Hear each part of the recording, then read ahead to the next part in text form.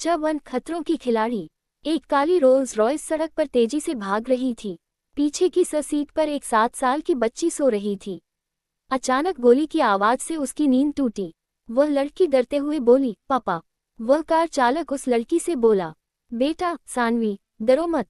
तुम सौरभ शाह की बेटी हो, तुम डर नहीं सकती। गुजरात जूनागढ़ के जंगलों में एक लड़की की अचानक आंखें खुली और वह उठकर बैठ गई। काली सुंदर आंखें, सुडौल बदन, बिल्कुल एक असरा जैसी लग रही थी। उसकी नज़र सामने की ओर घूर रही थी। उसके सामने शेर भागते हुए आ रहा था। वह लड़की गुस्से में बोली, उफ, ये तो पीछे ही पड़ गया। वह लड़की खड़ी हुई और उसके पास पड़ा एक बांस का डंडा उठा लिया। वह डंडा धारदार था। उस लड़की ने वह डंडा शेर को मारा और वह पीछे मुड़ी और भागने लगी। वह धारदार डंडा शेर के पाँव में लगा और वह शेर जोर से दहाड़ते हुए लड़की के पीछे दौड़ा। थोड़ी देर भागने के बाद वह एक चोटी के ऊपर पहुंच गई। उस लड़की ने कहा, ओह यार, ये क्या है? आज तक एक कहावत सुनी थी, आगे कुआं पीछे खाए, पर यहाँ मेरी हालत देखो, आगे खाए पीछे यमराज। ये कहकर वह लड़की मुस्कुराने लगी। आगे एक गहरी खाई थी। खाई की चौड़ाई 10 मीटर के आसपास थी, पर उस खाई की गहराई बहुत ज्यादा थी। शेर लड़की के पास आकर जैसे ही झपट्टा मारने वाला था, वैसे ही उस लड़की ने बिना डरे वहां से छलांग मार दी। वो लड़की गिरने लगी। उसके चेहरे पर अभी भी कोई डर की सिकन नहीं थी। उसे गिरते हुए एक पैदल दिखा जो खाई की सपाट दीवार से टेढ़ लगा हुआ था। उसे पकड़कर वो झूल गई। पेड़ को पकड़कर झूलते हुए वो लड़की खुद से ही बोली, देख लो, आसमान से गिरी खजूर पे अटकी ये फिर बैठ रहा है अभी मुझ पर। ये कहकर वह फिर से हंसने लगी। वो लड़की खाई के बीच पेड़ से लटक रही थी। वो न तो ऊपर जा सकती थी और न ही नीचे। तभी उसे खाई में अंधेरे से कुछ आवाज सुनाई देने लगी, जैसे कोई जानवर ऊपर की ओर आ रहा हो। ये सुनकर उस लड़की की आईब्रोज आपस में जुड़ गई और वह एक टक नीचे की ओर लटकते हुए ही देखने लगी। उस लड़की ने उसी ओर देखते हुए कहा, अब ये क्या है? जो भी है, सानवी बेटा, लगता है बहुत खतरनाक है। सानवी खुद से ही कहते हुए पेड़ की डाली के ऊपर चढ़कर बैठ गई और नीचे बहुत एक्साइटमेंट से देखने लगी, जैसे वो मन ही मन कह रही हो, इससे लड़कर मजा आएगा। तभी उसकी नजरें वहां पड़ी जहां से एक शख्स खाई से चढ़कर ऊपर की ओर बिल्कुल एक बंदर की तरह आ रहा था। सानवी के मुंह से अचानक ही निकला, आदिमानव। ये थोड़ा जोर से ही बोला था सानवी ने, जो उस शख्स ने भी सुन लिया। वह शख्स घूरकर उस ओर देखने लगा, पर वह देखकर दंग रह गया। एक लड़की खाई के बीचों बीच एक छोटे से पेड़ पर आराम से बैठी उसे ही एकटक देखे जा रही थी। ये देखकर वह जल्दी से चढ़ने लगा और वहां पहुंचा जहां सानवी आराम से बैठी हुई थी। वह जाकर बोला, ओ मैडम, इतना स्मार्ट बंदा तुमको कहाँ से आदिमानव दिखता है और इस जंगल में क्या कर रही हो तुम? ये एरिया तो रिस्ट्रिक्टेड है। पर सानवी तो जैसे उसकी कोई बात सुन ही नहीं रही हो, वह एकटक उस लड़के को ही देखे जा रही थी। 6 फीट हाइट, चौड़ा सीना, खूबसूरत चेहरा, लंबी नाक, हल्की दाढ़ी, बिल्कुल किसी फिल्म का हीरो जैसा लग रहा था। उसकी उम्र करीब 24 साल के आसपास थी। तभी उस लड़के ने अपनी चुटकी बजाकर सानवी को अपने ख्यालों से बाहर निकाला, कहाँ खो गई? बताओ, यहाँ क्या कर रही हो? सानवी अपने ख्यालों से निकलते हुए पहले तो सकपका गई, फिर बोली, कैसे मर हो तुम? एक लड़की के बीच ऐसी हालत में अटकी हुई है और तुम सवाल पूछ रहे हो, यह नहीं कि पहले हेल्प के लिए पीछे बैठो। ये सुनकर उस लड़के की नज़र सानवी की हालत पर गई। कपड़े जगह जगह से फटे हुए, शरीर पर कई जगह खरोचे और कई खरोचों से खून भी निकल रहा था। पर वह लड़की ऐसी हालत में भी बिल्कुल संत बैठी थी। ये देखकर उसे शर्मिंदगी हुई और वह अपना शर्ट निकालकर बोला, जल्दी से मेरे पीछे खड़ी हो जाओ।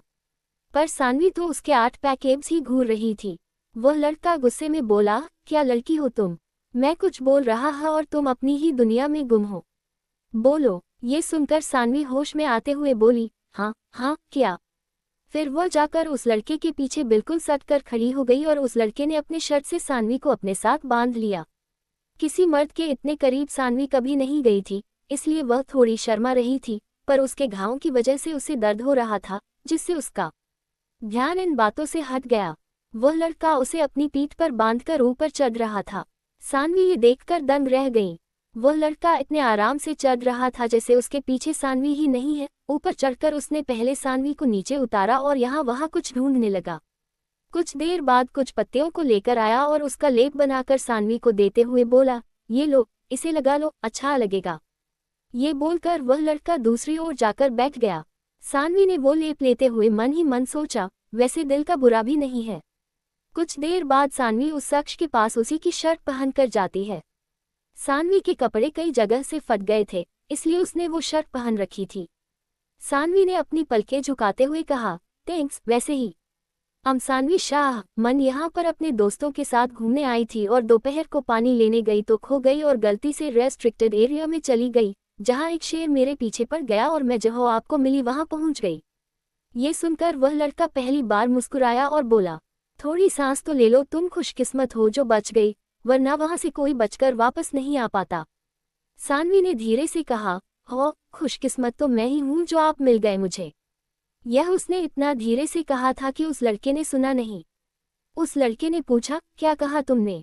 सानवी सकप के गई और बोली, यही कि आपने अपना नाम तो बताया ही नहीं। उस लड़के ने कहा, दक्ष यादव। सानवी ने कहा, तो तुम यहाँ क्या कर रहे थे? दक्ष को अचानक कुछ महसूस हुआ, उसकी आंखें सिकुड़ गईं और वह कुछ सुनने की कोशिश करने लगा। अचानक वह सानवी की ओर मुड़ा और बोला, क्या तुम किसी से भाग कर आए हो? सानवी हैरान होते हुए बोली, भाग कर मतलब? दक्ष ने एक और इशारा किया और बोला, वहां से कम 10 या 12 लोग आ रहे हैं। कौन थे वो लोग? दक्ष क्या कर रहा था उस खाई में? सानवी के दोस्त कहाँ हैं? To the queen. तभी वहां पर काले सूट में 10 बॉडीगार्ड आते हुए दिखे, उनके साथ एक सुंदर लड़की भी थी। लड़की आते ही चिंता में बोली, मैडम आप कहाँ थी? हम आपको कब से ढूंढ रहे हैं। सानवी ने बिना किसी एक्सप्रेशन के कहा, पायल में ठीक हूँ, इनसे मिलो। ये कहकर वो पीछे मुड़ी तो दक्ष वहां पर नहीं था। सानवी चौंक गई और मन में ही बोली, अभी तो यही था कहा गया। तभी उसे पायल की आवाज आई, कर्नल सर कब से परेशान है, चलो अब। ये कहकर पायल सानवी को अपने साथ लेकर वहां से चली गई। सानवी अपने प्राइवेट जेट में बैठी दक्ष के बारे में सोचे जा रही थी। कौन था वो जो आंधी की तरह आया और तूफान की तरह गायब भी हो गया? क्या मैं फिर उससे मिल पाऊंगी? यही सब सोच रही थी सानवी की तमी उसके केबिन का डोर नॉक होता है। सानवी का चेहरा फिर से एक्सप्रेशनलेस हो जाता है और वह कहती है, कमीन। तभी एक बॉडीगार्ड अंदर आता है और कहता है, बॉस राका बॉस ने कहा है कि आपको जल्दी अड्डे पर जाना होगा। सानवी के चेहरे का भाव अचानक बदल गया और उसने कहा, क्या हुआ है? उस बॉडीगार्ड ने कहा, बॉस राघव पका गया है और उसने हमारी कुछ इन्फॉर्मेशन लीक कर दी है। मुंबई एक अंधेरे कमरे में एक आदमी कुर्सी से बंधा हुआ था, उसकी हालत कुछ खास अच्छी नहीं थी, उसके मुंह से खून निकल रहा था और वो बेहोश पड़ा था। अचानक दरवाजा खुला और मास्क पहने एक लड़की अंदर घुसी। चेयर पर बैठते हुए वो लड़की बोली, जगाओ इसे। 2 बॉडीगार्ड आगे आए और उस शख्स को जगाने लगे। वह आदमी उठा और सामने मास्क पहने हुए लड़की को देखकर जोर जोर से हंसने लगा। मास्क पहने वो लड़की जिसे बॉस कह रहे थे, उसने अपने हाथों में एक गन पकड़ रखी थी। बिना कुछ कहे सीधा उसने गोली चला दी। गोली सीधे उस शख्स की जांघ में जा लगी।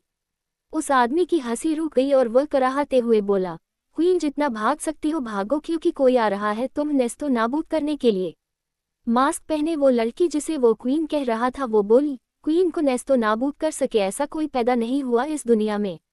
इतना कहकर एक और गोली चला दी। गोली सीधा उस आदमी की दूसरी जांघ पर लगी। वो आदमी कराहते हुए भी हंसने लगा, फिर बोला, 3 महीने पहले ड्रग्स बेचते हुए पकड़ा हुआ एक इंसान जिसे तुमने मरवा डाला था, याद है? वह मेरा भाई था। अब मुझे मरने का कोई डर नहीं है, क्योंकि अब वो आ रहा है। ये कहकर वो आदमी बेहोश हो गया। क्वीन ने एक बॉडीगार्ड को इशारा किया। वो बॉडीगार्ड जाकर उस आदमी की जांघ पर पैर से दबाने लगा। जहां गोली लगी थी उसी जगह पर दबाव पड़ते ही वो चिल्लाते हुए वापस होश में आया। क्वीन ने कहा, कौन है वो? राघव बताओ, वो मुझे खत्म करे उससे पहले मैं ही उसे खत्म कर दूंगी। राघव जो कराह रहा था उसने कहा, बता तो मैं दूंगा, पर तुम्हें मुझे वादा करना होगा कि मैं जैसे ही तुम्हें बता दूं तुम मुझे एक आसान मौत दोगी। राघव को पता था कि गद्दारी की सजा क्वीन के हिसाब से एक दर्दनाक मौत है। क्वीन ने कहा, ठीक है, तुम्हें आसान मौत मिलेगी। राघव जोर जोर से हंसते हुए बोला, क्वीन के वादे पर मुझे यकीन है, पर उसका नाम सुनते ही तुम्हें पछतावा जरूर होगा कि तुम मुझे टॉर्चर नहीं कर पाए। राघव अपनी हंसी रोकते हुए बोला, चलो अब क्वीन और मेरी मौत दोनों को वेट नहीं करवाते। वो है पूरे अंडरवर्ल्ड का बाप, द डेविल है। ये सुनते ही क्वीन के पास खड़े बॉडीगार्ड कांपने लगे। क्वीन ने सीधे उसके सिर के बीच में गोली चला दी और बॉडीगार्ड की ओर देखते हुए बोली, क्या हुआ तुम सबको? वो भी तो आदमी ही है ना, कोई सच का शैतान नहीं। बॉडीगार्ड में से एक आगे आया और कांपते हुए बोला, बॉस तो साल पहले वो शैतान से कम भी नहीं था, पर वो तो 2 सालों से कहीं दिखा नहीं है और अचानक वो हमारे लिए क्यों आ रहा है? वह बॉडीगार्ड बस इतना ही बोल पाया था कि एक गोली सीधा उसके कंधे में जा लगी। आई क्वीन ने गुस्से से कहा, हैदर डरने वालों की क्वीन के पास कोई जगह नहीं है और क्वीन के पास जिसकी जगह नहीं उसकी जगह ऊपर बुक हो जाती है। तुम्हारी पहली गलती है, इसलिए गोली बाजू में लगी है, अगली बार सीधे सिर में लगेगी, याद रखना। ये कहकर क्वीन वहां से जाने लगी। उसके पीछे दो लोग और एक ने ब्लैक मास्क लगाया हुआ था और दूसरे ने व्हाइट, दोनों क्वीन के अगल बगल चल रहे थे। व्हाइट मास्क वाला क्वीन की राइट साइड और ब्लैक मास्क वाला क्वीन की लेफ्ट साइड चल रहे थे। क्वीन ने कहा, राका डेविल के बारे में हमारे पास कितनी इन्फॉर्मेशन है? ब्लैक मास्क में राका, जो क्वीन का पूरा अंडरवर्ल्ड का काम संभालता था, उसने कहा, बॉस, डेविल को आज तक किसी ने नहीं देखा, बस वो जहाँ जाता है वहाँ तबाही मचा देता है। और एक तस्वीर में एक शख्स रेड डेविल मास्क पहने दिखा था 2 साल पहले, जहाँ पर उसकी लड़ाई मुस्तफ़ा से हुई थी और उसने मुस्तफ़ा की पूरी गैंग को मार दिया। बस एक मुस्तफ़ा की लाश नहीं मिली थी उस जगह पर और तब से ये दोनों किसी को नहीं दिखे। क्वीन चौंकते हुए बोली, क्या मुस्तफ़ा रहमान की बात कर रहे हो तुम? राका ने कहा, हाँ बॉस, वही मुस्तफ़ा जो आपके पापा की मौत की साजिश में शामिल था। ये कहकर राका ने अपने दांत भींच लिए। क्वीन की आंखों में एक चमक आ गई और उसने कहा, अच्छा है, उसका तो मरना मेरे हाथों से ही लिखा है। क्या क्वीन मुस्तफ़ा को मारने में कामयाब हो पाएगी? कौन है डेविल? क्यों डेविल के नाम से क्वीन के आदमी डरने लगे? आखिर उस दिन हुआ क्या था डेविल और मुस्तफ़ा के बीच में? सवाल कई है, जवाब जानने के लिए सुनते रहे डेविल एंजल।